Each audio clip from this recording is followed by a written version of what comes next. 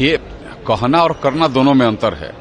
इन लोगों के कहने और कथनी में दोनों में अंतर बराबर रहा है। कर दें, कोई मनाने जा रहा है क्या उनको? SIR में आज 99% के लगभग जो मतदाता पुनरीक्षण का कार्य था पूरा हो गया, उतना इनरोल हो गया। क्या चुनाव आयोग ने जो पूछा है, मैं भी उस चीज को पूछता हूं, क्या उनके हिसाब से या कौन संविधान में है कि मृत लोग वोट डालें, या कौन संविधान में है कि जो दूसरे जगह शिफ्ट कर गए हैं वो वोट डालें, या किस संविधान में है कि जिनको 2 जगह मतदाता सूची में वो वोट डालें, या फिर कौन संविधान में है कि बाहर के घुसपैठिया वोट डाले, रोहिंग्या वोट डाले या बांग्लादेशी वोट डाले? इस संविधान में कोई है क्या? इनको स्पष्ट करना चाहिए प्रेस के सामने, पूरे राज्य के सामने, कि मैं किसको, मृतक को मैं वोटर चाहता हूं, जो दूसरे जगह चले गए उनको वोटर चाहता हूं, या फिर जो घुसपैठिया है उनको, किसको वोटर चाहते हैं?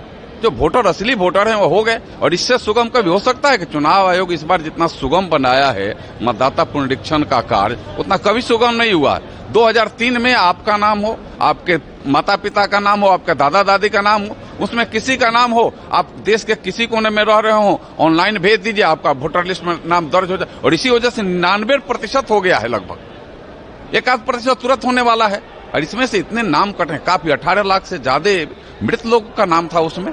लगभग 16 लाख ऐसे लोग हैं जो दूसरे जगह परमानेंट शिफ्ट कर गए हैं, उनका यहाँ पेथी में नहीं है, नाम चल रहा है, इसे वो दूसरे जगह वोटर हैं। ऐसे ही 7-8 लाख लोग ऐसे हैं जो 2 जगह वोटर हैं। तो ऐसे लोगों का नाम कटना चाहिए। और चुनाव आयोग को मैं बधाई दूंगा कि काफी रफ्तार में, तेजी में यहाँ बिहार में पुनरीक्षण का कार्य करने का काम किया है। और जो मतदाता जो मत डालने के लायक नहीं थे, उनको मतदाता सूची से हटाने का काम किया है। मुख्यमंत्री नीतीश कुमार ने आज पत्रकारों की पेंशन बढ़ा के 6,000 से 15,000 कर दी है। तो अच्छी बात तो है, आप तो पत्रकार हैं, खुश रहिए, बधाई दीजिए माननीय मुख्यमंत्री जी को, सरकार को बधाई दीजिए। धन्यवाद। एक स्टेटमेंट दिया है और कहा है कि हमसे गलती हुई कि ओबीसी पे हमने ध्यान नहीं दिया, जाति जनगणना पहले नहीं करवाई, अपने सरकार में नहीं करवाई। गलती कोई पहले नहीं हुई है, वो गलती लगातार करते हैं, आज भी वो गलतियां ही करते रहते हैं। सही कभी उन्होंने किया ही नहीं, और सही किए रहते तो वह खेल घोटाला नहीं होता, 2G स्पेक्ट्रम घोटाला नहीं होता, वर्दी घोटाला नहीं होता।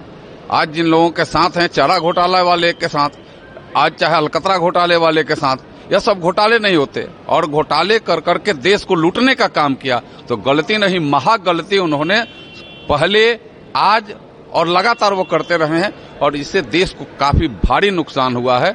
हमें लगता है कि उस गलतियों का, हमें लगता है कहीं कोई माफीनामा देश के लोग न किए हैं न आगे करेंगे। वो कह रहे हैं कि असली ताकत प्रधानमंत्री मोदी के पास नहीं है, आरएसएस के पास है, असली समस्या आरएसएस है। देखिए, उनके के दिमाग में एक फोबिया होता है, फोबिया एक बीमारी होती है। उनको हमेशा मोदी मोदी मोदी की फोबिया हो गई है, आरएसएस की फोबिया हो गई है।